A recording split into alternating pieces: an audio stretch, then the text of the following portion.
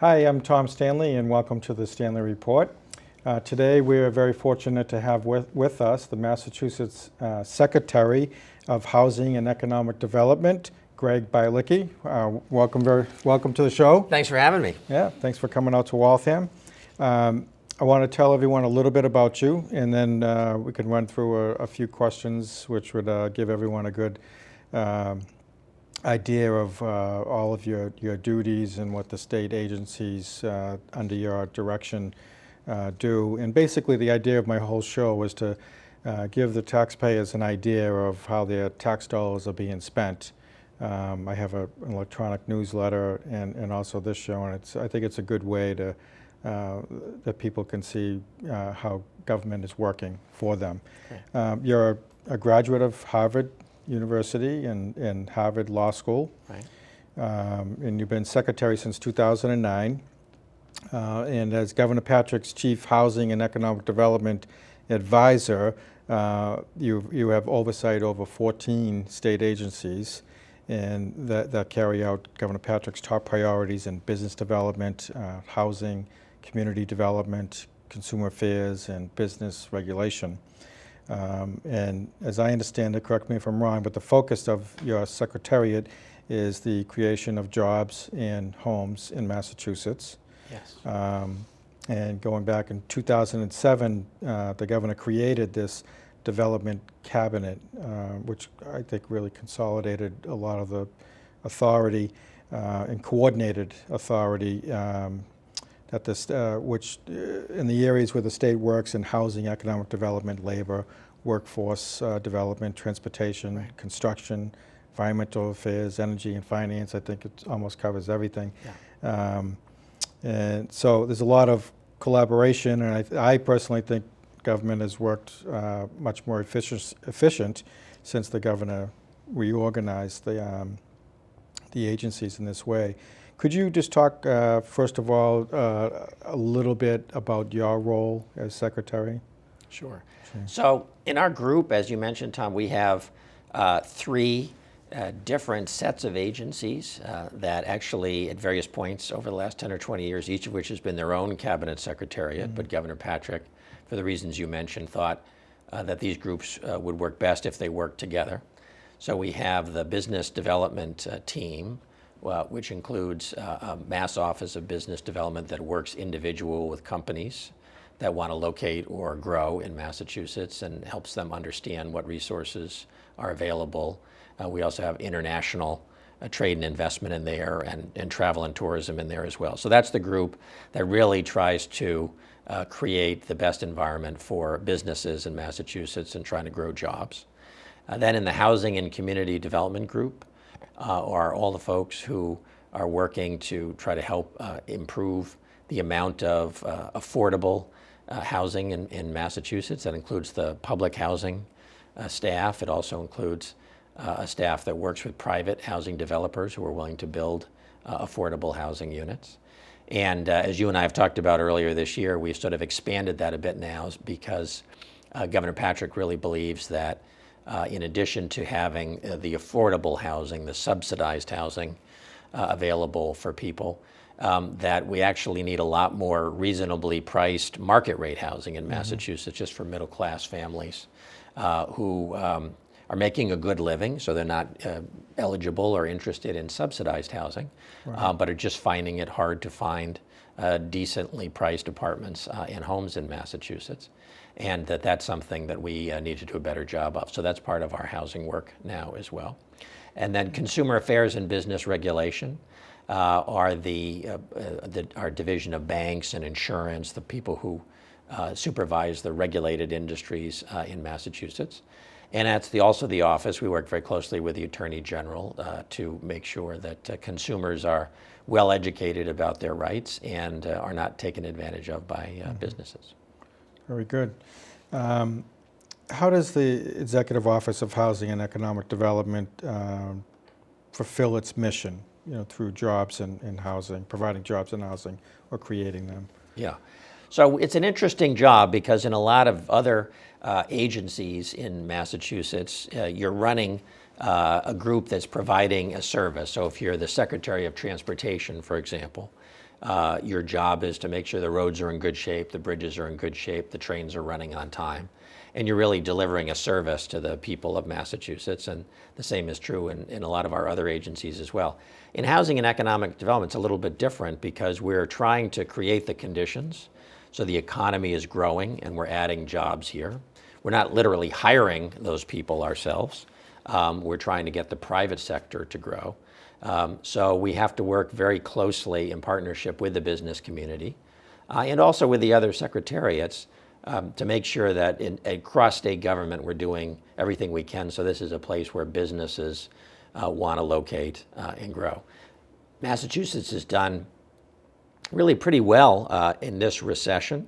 I know it's been very difficult for a lot of people and families and businesses, but we actually, compared to the rest of the country, we have suffered in the Great Recession, no question, but compared to the rest of the country, we fell less than other parts of the country did, and we've gotten back on our feet faster than most of the other parts of the country did as well, which, as someone who's been around in Massachusetts for a long time, like you have and I have, you'll know that's a good thing because big national recessions have not been very kind to Massachusetts over the decades. Right. We had a big national recession in 1989 that was very bad here in Massachusetts, hit us worse than the rest of the country. Remember, we had that condo bubble burst here. Housing market was in terrible shape. We lost a lot of our big regional banks in that housing crisis.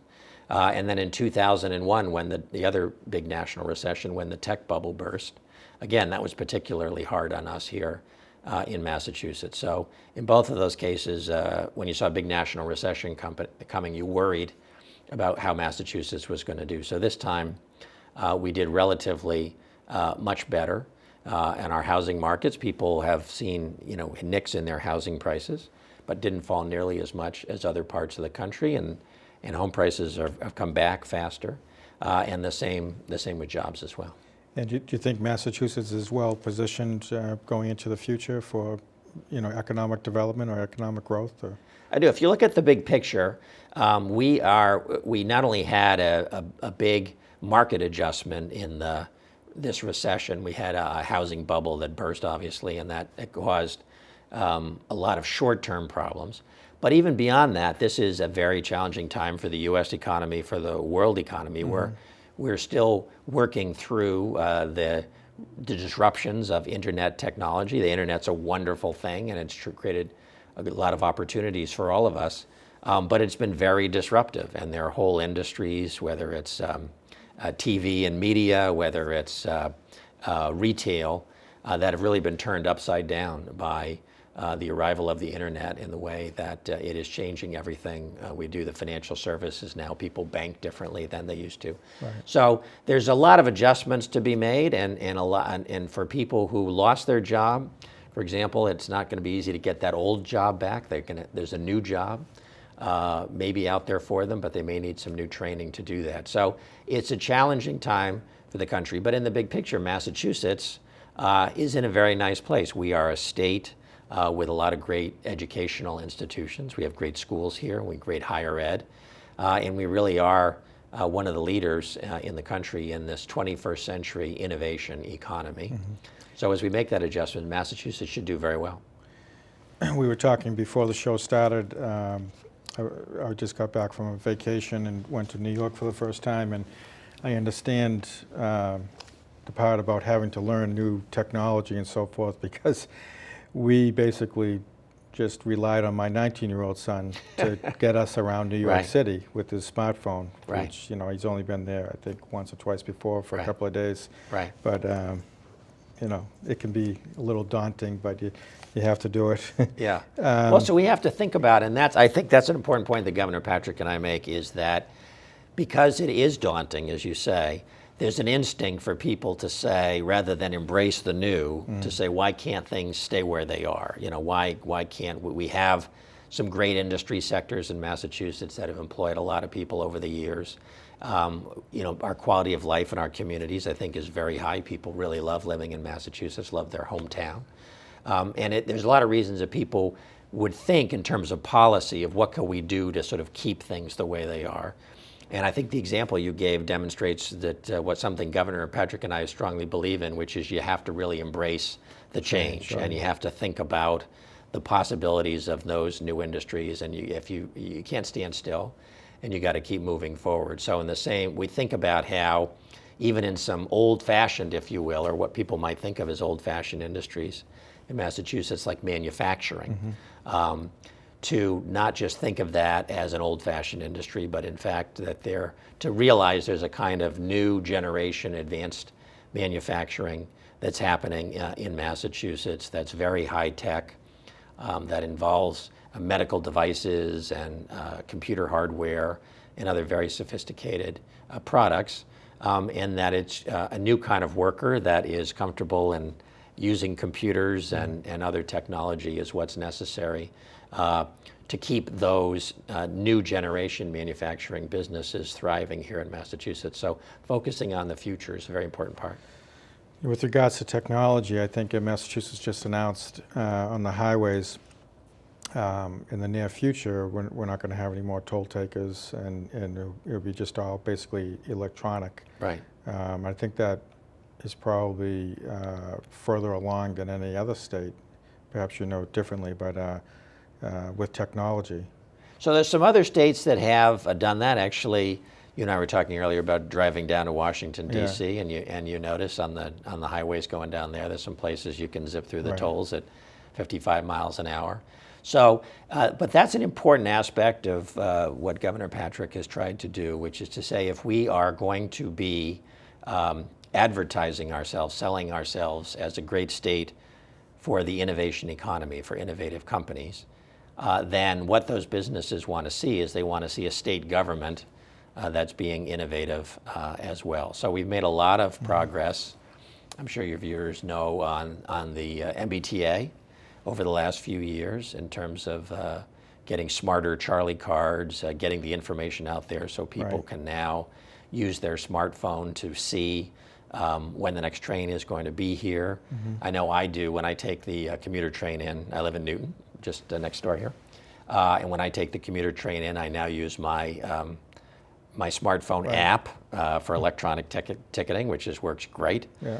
And don't pay for a seat on the train anymore except by using my smartphone. So we want to be, that's one of the things we want to do. We want to be a state that in transportation, in healthcare, in frankly just when you go on mass.gov and try to learn about something, that do we have a website that works, that's easy to use, and that feels as comfortable and as useful as any private company's website. Yeah.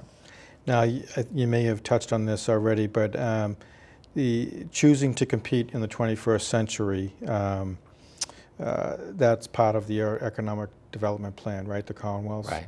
And if you could just elaborate on that a little bit. Yeah, so what we, a couple years ago, the legislature actually asked us, you and your colleagues, asked us, I thought it was important for the state to have an economic development plan.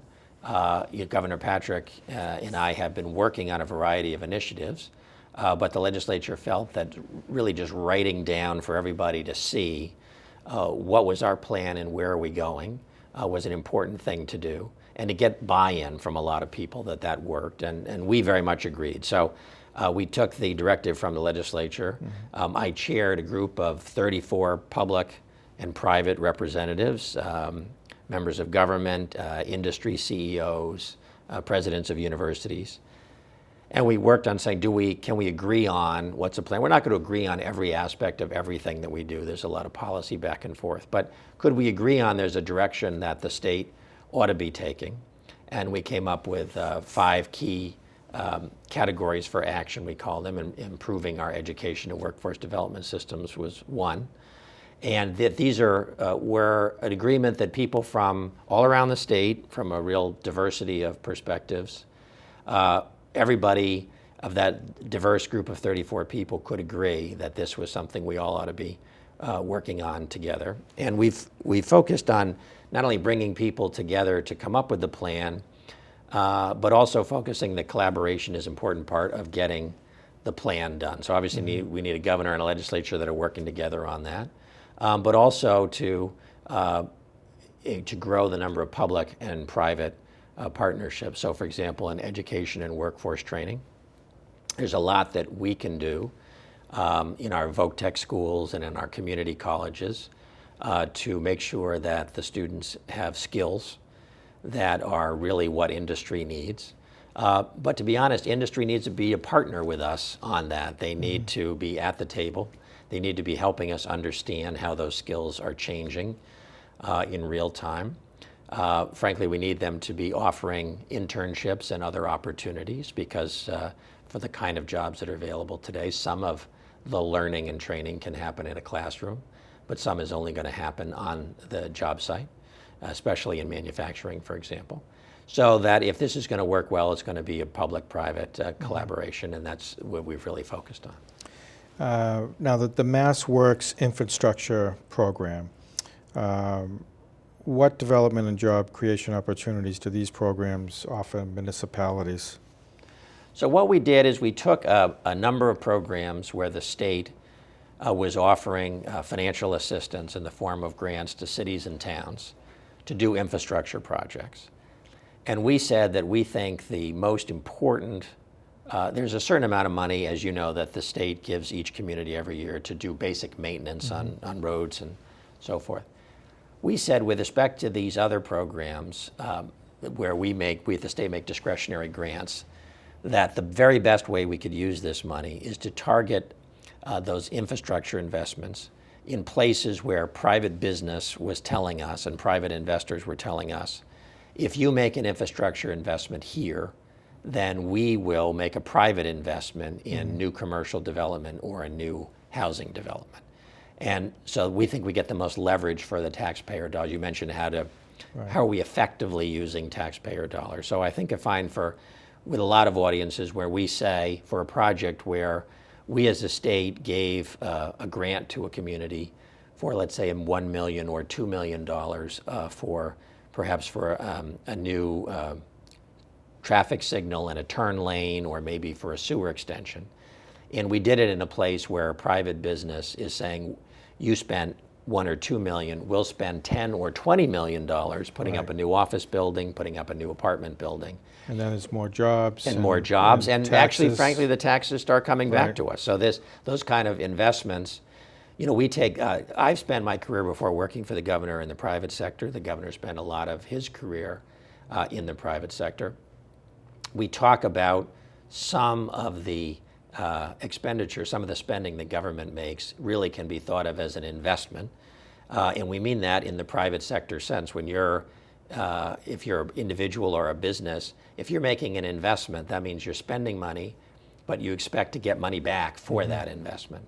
And so if we are investing in infrastructure that does lead to housing and job growth and private investment, we can actually see that money coming back from the state, the construction workers who will pay taxes and who won't be on unemployment anymore, the buildings that go up and added to the tax rolls for a local community and so forth. So that's been one way that we've done business differently, and we think that's been effective. And in many cases around the state, we found that the private development that's happened the fastest as we came out of the economic recession and into recovery, it's happened the fastest where we had made some key public infrastructure investments during the downturn and really allowed the private developments to go ahead the moment the market came back. Well, it makes sense, and I know I've been working with other local officials, but with your office as well, on the former Polaroid site in Waltham. It's an ongoing process, but I know your office has been very helpful in trying to find ways to help facilitate, allowing that development to flourish, and to do so in a way that's going to be as least disruptive to the local residents as possible. Right. That's another very important part of what we've done. So we have committed, as I said, to use infrastructure investments to support new growth and development. But it's been very important to Governor Patrick and to me that we find places where there's community support for the growth and development. So for all the projects we've worked on, I'm proud to say, you will not find a mayor or a city council that says that the state somehow forced development on this community and thought it was a good idea when the community did not. So we worked very closely here in Waltham on the Polaroid site and other places. In my hometown of Newton, there's been some other development opportunities on Route 9, and we're looking also at possible additional development at the Riverside T Station. Yeah. But in every case, we are asking the communities to tell us how much growth and what kind of growth really works for the community. And infrastructure is a big part of that, because in a lot of cases, really the neighbors aren't worried about new development. They're worried about new development without infrastructure, that there's only so many cars you can add on the existing roads and bridges before you overload it. And we find that if we are able to say that where new development is happening, we will improve the public infrastructure to make sure that that new growth is not at the expense of the community. That makes the conversation a lot easier. Definitely. The Creative Economy Network initiative, now how does this entity create industries in Massachusetts? I think you already kind of touched on that as well, but. Well, there's all kinds of, so another aspect of the work that we're doing is we're trying to promote and support entrepreneurs and small businesses, which are the lifeblood of the Massachusetts economy and really of the U.S. economy. It makes a headline when a big company says they're adding 100 or 200 jobs. But if you look at the job statistics, what really moves the needle and causes our economy to grow is when thousands of small businesses are adding 1 or 2 or 3 people. That's how we really grow our economy in Massachusetts. So we have done a variety of things to encourage entrepreneurs and small businesses. And there's all kinds of them in Massachusetts. I think the high-tech ones get the most attention because we're justifiably well known for scientific and medical and technology breakthroughs and starting companies that way. But we want to balance that by pointing out to people that there's a lot of other interesting small businesses in Massachusetts that aren't necessarily high tech, but they're still great businesses, and they still have a lot of opportunity for growth. So one area is the creative economy, which we refer to very broadly to both people who are in art and in music, but also in the magazine business, in the book publishing business, in the design business. We actually have a lot of interesting fashion businesses in Massachusetts. We have a world-class group of architects.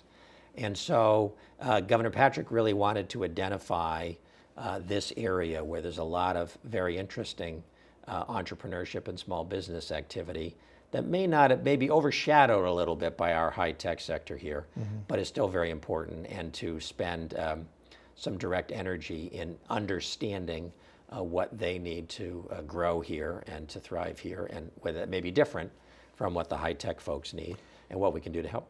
And obviously it's very important. We don't want to put all our eggs in one basket, and if something happens in the high-tech industry, and in Massachusetts, like you were talking about earlier, feel the pinch in another recession a little bit more stronger than other states. And it's, as you say, we're very fortunate in Massachusetts that we do have a very diverse economy. We've seen the parts of the country, the states that are really dependent on one industry, most dramatically, and Michigan and its neighbors about being very dependent on one industry and the challenge that is. The other thing is, we talked earlier about Massachusetts having a great quality of life.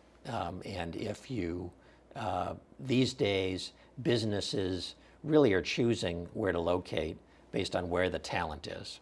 And Massachusetts is going to be an attractive location for innovative businesses as long as the talent that they want to use is here in Massachusetts.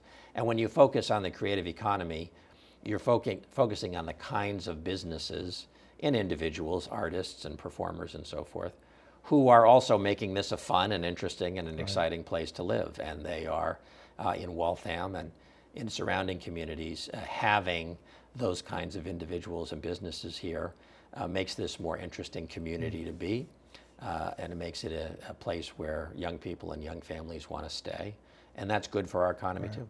And it's great helps to capture, I imagine, the college students that come here from all over the country to stay here and put their intelligence to great use. Absolutely, and as big as that, as many of those students who we could get to stay here, it's obviously just a huge win for Massachusetts. Now this summer, the Economic Development Incentive Program approved 19 projects. Could you just talk about what type of projects these are and why they were chosen? Sure. So this is a program where we give an investment tax credit to growing businesses.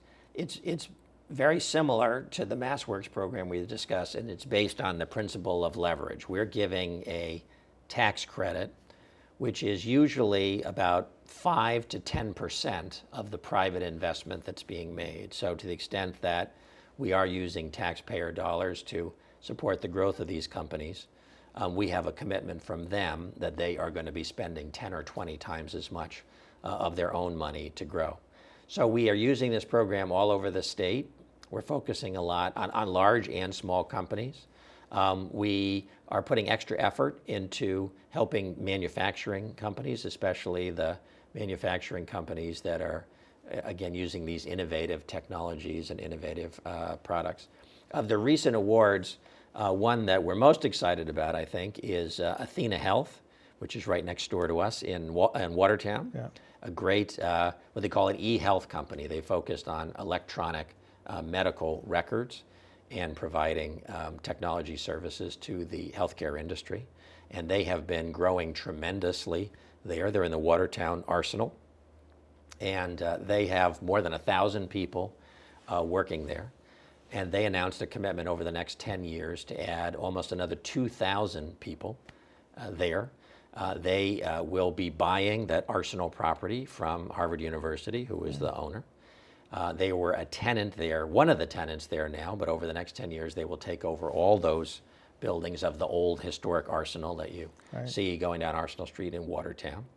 And then more recently they actually announced they're going to buy the Watertown Mall, and they are going to redevelop that to create a sort of live, work, play environment with shops and restaurants. Like a lifestyle type of mall? Or? Yeah, and with some very walkable neighborhood, and to sort of create an opportunity for, again, the literally thousands of people who work at Athena Health to feel like this is a walkable neighborhood. They could live in the area. They could go out to have dinner with their peers after dinner. And to create a place that has some of that buzz and excitement that people feel now in a Kendall Square in Cambridge or in the Innovation District on the waterfront in Boston. It sounds a lot like, I was just, on my vacation trip, spent a few days in Arlington, just over the Potomac River from Washington, D.C., and the Crystal City portion, and, there's a lot of businesses there and residential units, and it's like everything was in walking distance, everything you wanted. I could spend a whole month there on vacation if I, Absolutely. So my oldest son actually is, when he got out of school, went into software development, and he worked in Arlington for several years. He's back here with us in Boston now, but and he loved it for that reason, and didn't need a car between his apartment, his workplace, favorite place to eat breakfast, place to eat groceries, and place to go to dinner. Everything was right there. So this is a big change. This is something I think that Massachusetts, or the greater Boston area at least, has lagged a little behind in creating those kind of places. And I agree with you, compared to, for example, the DC Metro, what you see in a Virginia and a Maryland. And we're really catching up very rapidly now. So that's a very exciting development. How does the, now, I mean, I know we talked when you came out to Waltham for the groundbreaking of the unit on River Street, right on the Waltham Newton line. Right.